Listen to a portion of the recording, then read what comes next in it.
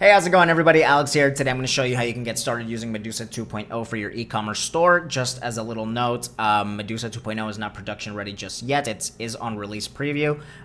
So just keep that in mind before you decide to go full production with your project, right? So let's just get started. The first thing that we're going to do is we're going to make sure that we have our V2 docs open and our V1 CLI reference open as well. We're also going to be deploying the Postgres database that we need to Railway. So I also have a little Railway project open here as well for that. So anyways, the first thing that we want to do is confirm that we have the CLI installed. So if you don't have it installed, go to the CLI reference, go here where it says npm install. Copy it, and you're just going to paste it onto your terminal and install it globally. After you have that, you can verify that you do have it installed by running Medusa help. I always have to run sudo on it, so I can confirm that I in fact have it up and running. So now what we need to do is go to the V2 docs, and it's going to show you how you can create your first store, and you do that by running the following command. What I'm going to do is I'm going to copy this command, sudo it, and rather than just hitting enter, there's one more command in the CLI that I'm going to use, and it's --db--url. And afterwards, I'm going to deploy this project right here. I'm going to deploy a PostgreSQL database.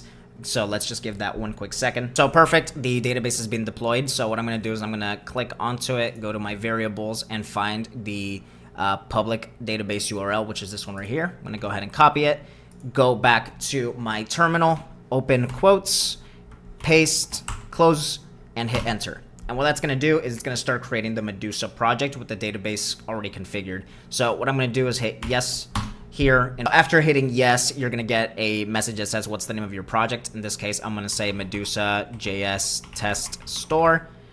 Then would you like to create a Next.js storefront? You can create it later. I am going to create it later, so I'm going to hit no for now. And then it's going to be setting up my project. It's going to take a little longer than usual because it's a really big configuration. So we're going to give this a few minutes and come back to it once it's done. All right, so once it's finally done setting up, it's going to automatically run the development server. So let's just give it a quick second while it does so. And there you go. It opened our Safari, so let's just refresh that. If you don't know exactly how to get here, you have to make sure that you're on localhost 9000. That's where it runs. 9000/app. If you just run 9000, nothing is going to happen. It's probably just going to give you like a get error. So anyways, we're here. We're going to just create our own account. This is going to be your admin account. So let's just say my email, my first name, my last name, and let's create our password.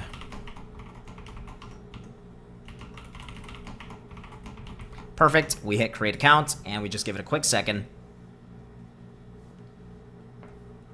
And just like that, our account has been created. We can just sign in. Click here to sign in to start using Medusa. And let's log in with the credentials that we just created. Let's just...